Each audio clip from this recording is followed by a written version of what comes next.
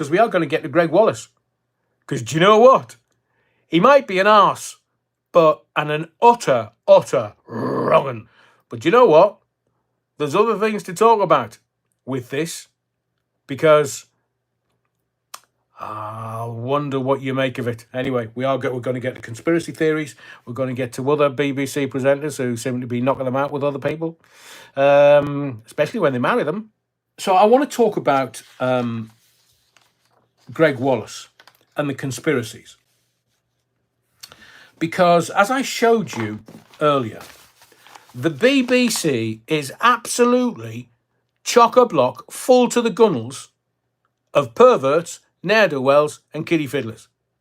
Oh, and child rapists, by the way. I keep telling you, what came out of the inquiry into Hall and Savile's time at the BBC, they came out with the BBC knew all about Jimmy Savile raping an 8-year-old girl on BBC property. And what did they do about it? Oh, nothing. Nix, nada, absolutely no. Look at Hugh Edwards and what he was getting up to. And the BBC, there were 3 complainants within the BBC who made complaints about Hugh Edwards. And what did the BBC do? Squash it. Nothing was heard. BBC Newsnight had an investigation into Hugh Edwards. What did they do? Squash it.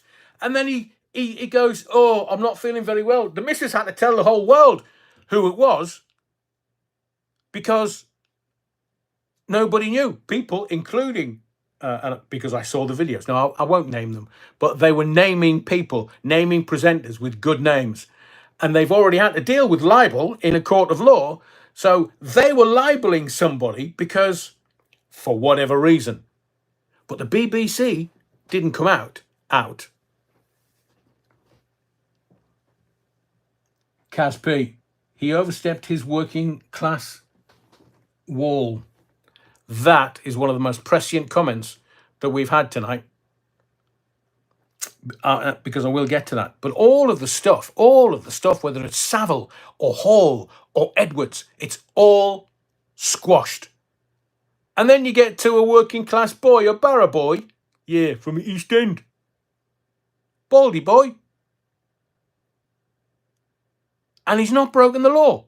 Yet these others were raping and abusing and were paying money for, what can I say, boys that wanted to give him pictures for money.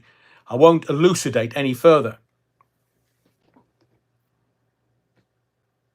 And there's Nigella. How does Nigella Lawson get away with, do you want to squeeze my buns?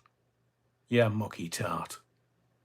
Terry says, good news for Greg Wallace fans. Apparently Nigella and Greg Wallace are launching a new show. It's called Innuendo Cooking. It's sure to get your juices flowing with favourites like meat and 2 veg and spotted dick. There's me thinking innuendo was an Italian suppository.